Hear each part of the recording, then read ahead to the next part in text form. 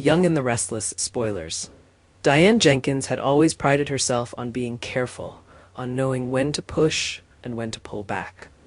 Living in the Abbott mansion had its perks, but it also came with its share of tensions, especially with Alan, the mysterious guest who seemed to have inserted himself into the heart of the family. Diane had long suspected there was more to Alan than met the eye, but nothing could have prepared her for what she was about to uncover. It was a quiet evening in the mansion, and Diane was making her way down the hallway when she heard voices coming from Alan's room. The door was slightly ajar, and curiosity got the better of her. She approached quietly, peering into the room just enough to see Alan pacing back and forth, phone pressed to his ear, his voice low but intense. "Everything is going according to plan," Alan whispered, a sinister edge to his tone. "Soon, Jabut will be ours. They won't know what hit them." Diane's heart skipped a beat. What was he talking about? Jabut was the Abbott family's legacy, their pride and joy. Why would Alan, a supposed friend, be plotting against them? Her breath caught in her throat as she strained to hear more. "I told you," Alan continued. "Martin has everything under control. The takeover is inevitable." Martin? Diane's confusion deepened. Who was Martin? And why was Alan speaking as if he were Martin? The pieces began to fall into place, and the realization hit her like a ton of bricks. Alan wasn't who he claimed to be. He was Martin, and he was orchestrating a hostile takeover of Jabut from within the Abbott mansion itself. The unfortunate accident, Diane's mistake. Diane's mind raced. She needed to tell Jack, to warn him about the snake in their midst. But as she took a step back, her hand brushed against a delicate vase on a nearby table. The vase teetered for a moment, as if deciding whether to fall, before crashing to the floor with a loud, shattering noise.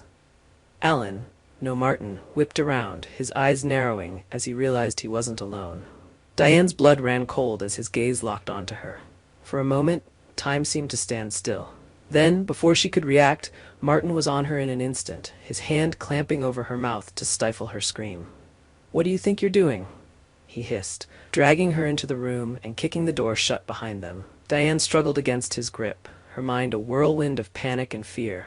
But Martin was strong, his grip unyielding. He pushed her against the wall, his face inches from hers, the menace in his eyes unmistakable.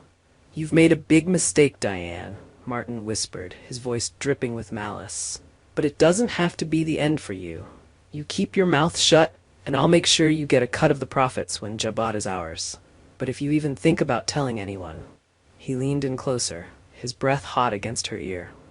"I'll make sure you never see the light of day again." The dilemma, Diane's agonizing decision. Terror gripped Diane's heart.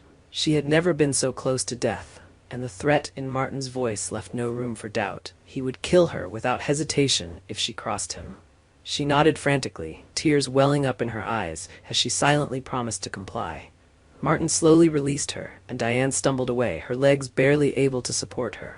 He watched her with a cold, calculating gaze, as if assessing whether she could be trusted to keep her word. "Good," he said finally, his voice smooth as silk. "Remember, Diane, this can be beneficial for both of us, but one wrong move and it's over." With that, he turned away, dismissing her as if she were nothing more than a minor inconvenience. Diane didn't wait for him to change his mind. She bolted from the room, her heart pounding in her chest as she fled down the hallway. When she finally reached the sanctuary of her own room, Diane collapsed onto the bed, her mind racing with conflicting thoughts. She had just uncovered a plot that could destroy the Abbott family, the people she had come to care about. But Martin's threat was real, and the fear of what he might do to her was paralyzing. She buried her face in her hands, her body trembling with fear and indecision. If she told Jack, she would be exposing Martin's treachery and potentially saving Jabut from ruin. But she would also be signing her own death warrant. Martin had made it clear, silence was her only chance of survival. Diane knew she couldn't live with herself if she became an accomplice to Martin's scheme. But the thought of dying, of leaving her life behind, was equally terrifying. She was trapped, caught between the fear of death and the fear of betrayal. The crossroads, ally or enemy. As the hours dragged on, Diane's mind continued to whirl. Every time she closed her eyes, she saw Jack's face, heard his voice, felt the weight of the secret she was keeping from him. But every time she thought about confronting him, she saw Martin's cold eyes and felt the suffocating grip of his hand around her throat. She knew that if she sided with Martin, she would be betraying everything she had come to care about. She would become the enemy of the Abbotts, a traitor in their midst. But if she chose to tell Jack the truth, she would be putting herself in mortal danger. The stakes couldn't be higher, and the pressure was unbearable. As dawn broke, Diane knew she had to make a decision. She couldn't stay in limbo forever. She had to choose. Would she protect herself at all costs, or would she do the right thing, no matter the consequences? Her mind made up, Diane took a deep breath and rose from the bed.